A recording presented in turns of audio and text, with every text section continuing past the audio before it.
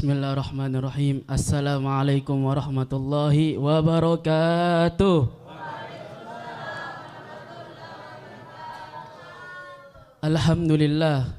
Alhamdulillahilladzi hadana bi'amdihil mukhtari man da'ana ilaihi bil idzni wa qad nadana labbaika ya man dallana wa hadana.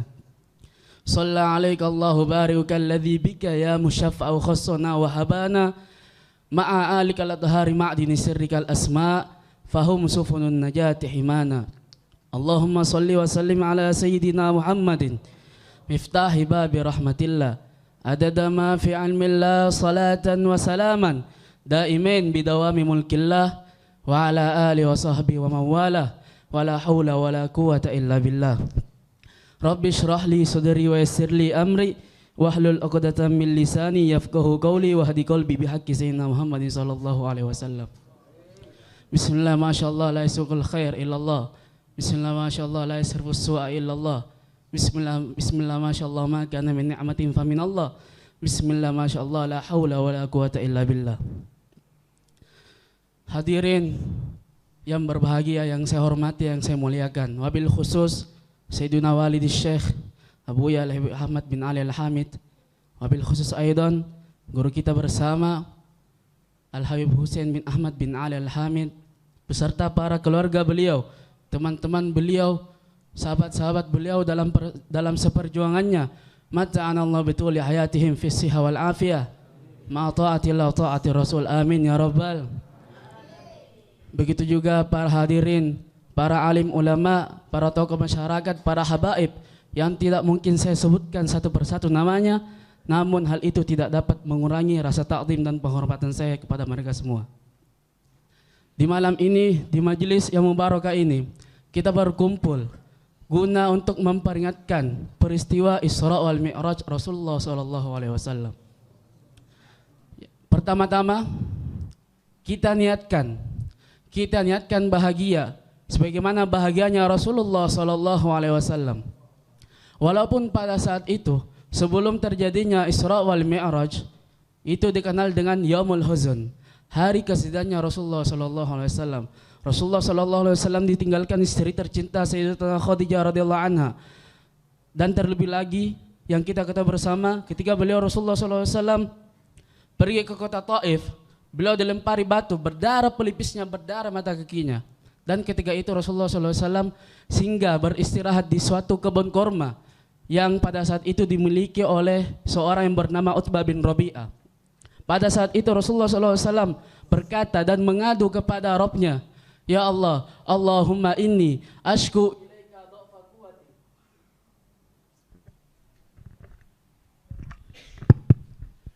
Pada saat itu Rasulullah SAW berkata, mengadu kepada Tuhannya. Dalam kalamnya Rasulullah SAW, Allahumma inni ashku ilaika dha'fa quwwati wa qillati hailati wa hawani 'anin nas. Ya Allah, aku mengadu kepadamu, aku mengeluh kepadamu ya Allah. Dha'fa quwwati, terhadap lemahnya kekuatanku, wa qillata hailati, dan sedikitnya perjuanganku membela agamamu, wa hawani 'anin nas, dan ternyata di hadapan manusia aku begitu hina di hadapan mereka ya Allah. Maka para ulama mengatakan sebab Rasulullah SAW mengatakan hal ini, maka terjadilah Isra wal Mi'raj Rasulullah SAW, yang mana pada saat itu sebagaimana yang disebutkan dalam kitab kisah Isra wal Mi'raj, Rasulullah SAW dalam perjalanannya ra'a rabbahu, beliau Rasulullah SAW melihat Tuhannya bi'ainihi, dengan mata lahirnya, bukan dengan hatinya. Waliyadzubillah, bukan juga fil manam, di dalam hatinya, di dalam tidurnya.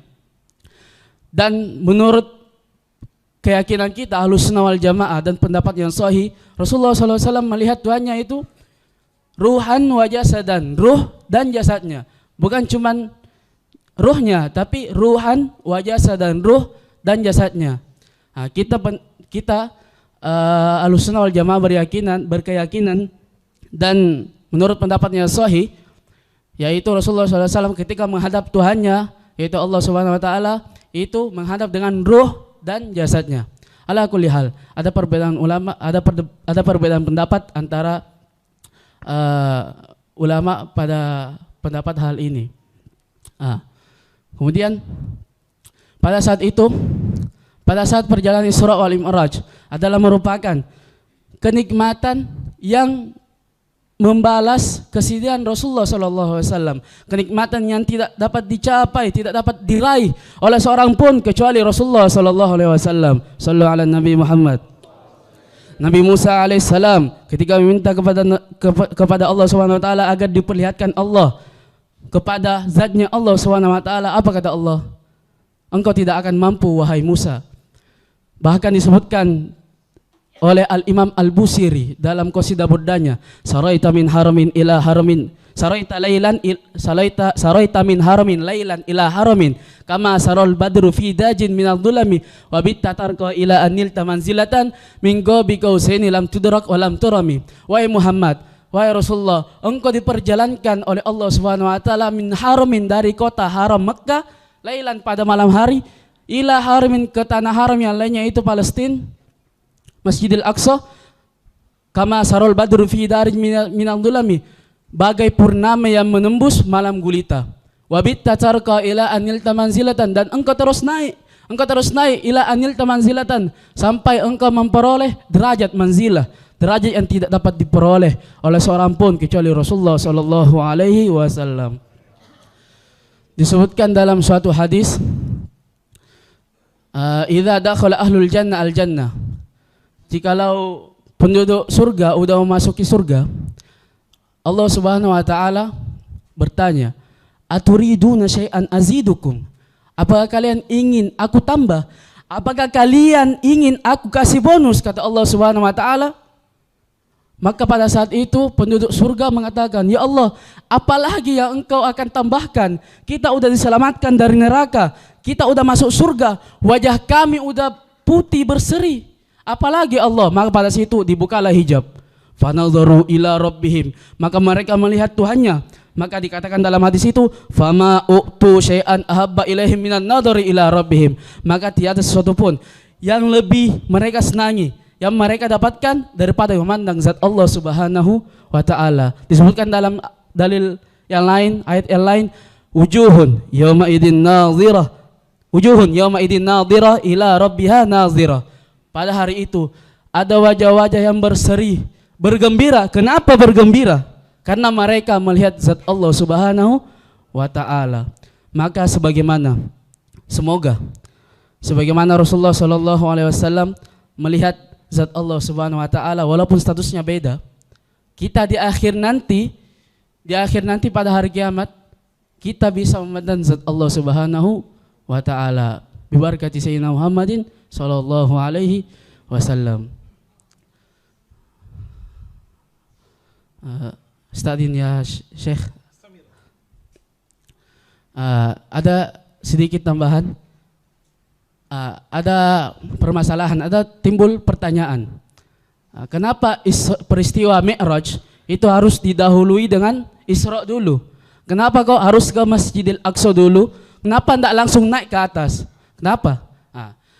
Sayyid Abuya Al-Maliki Al-Hasani Al-Makki menjelaskan dalam salah satu kitabnya, itu ada beberapa alasan. Salah satunya yang pertama, itu Allah ingin menjadikan Mi'rajnya Nabi itu mustawian, lurus ke atas kayak gini. Ndak minggoiri ta'wij, ndak bengkok kayak gini. Jadi karena dikatakan kenapa? Yuqal babus sama itu min Masjidil Aqsa. Para malaikat itu ketika ingin naik ke langit, menembus lapisan-lapisan langit, itu dari Masjidil Aqsa dulu. Jadi babus sama, pintu langit, ketika para malaikat ingin naik ke langit, menembus lapisan-lapisan langit, itu dari Masjidil Aqsa. Makanya Allah Subhanahu wa taala ingin memperjalankan Nabi Muhammad SAW kepada Allah Subhanahu wa taala, itu ndak bengkok kayak gini, harus lurus kayak gini. Itu salah satunya. Yang kedua, itu Allah ingin memperlihatkan kiblat allati shalla ilaiha sallallahu alaihi wasallam mudda. Allah ingin memperlihatkan kiblat yang mana beberapa waktu Rasulullah SAW pernah sholat menghadap ke kiblat itu, yaitu Masjidil Aqsa. Kemudian yang ketiga, itu Allah Subhanahu wa taala Apa kata Syed Buya Al-Maliki dalam kitabnya? Allah ingin menghubungkan, mensinkronkan Rasulullah SAW dengan para nabi-nabi yang lain. Sebagaimana yang kita tahu pertama, nabi-nabi yang lain, nabi-nabi sebelum Rasulullah SAW itu mayoritas itu dari suku Bani Israel sana, yang mana terletak di daerah Palestina, Syam dan sekitarnya. Nah, makanya Allah SWT ingin Rasulullah SAW itu ke Masjidil Aqsa dulu. Agar apa? Agar Allah SWT ingin menyampaikan bahwa Nabi Muhammad dan nabi-nabi sebelumnya itu membawa din wahid, agama yang satu, yaitu agama Islam. Banyak dari orang-orang awam beranggapan bahwa agama Islam itu cuman dibawa oleh Nabi Muhammad. Nabi-nabi sebelumnya bukan agama Islam. Padahal ini salah betul. Banyak di dalam Al-Quran dalil-dalil bahwasanya nabi-nabi terdahulu itu apa? Membawa agama Islam. Makana Ibrahimu Yahudiya wala Nasraniya walakin kana hanifa muslima wa ma kana minal musyrikin. Tidaklah Nabi Ibrahim itu adalah yang beragama Yahudi, agama Nasrani. Tapi Nabi Ibrahim adalah orang yang lurus yang beragama Islam.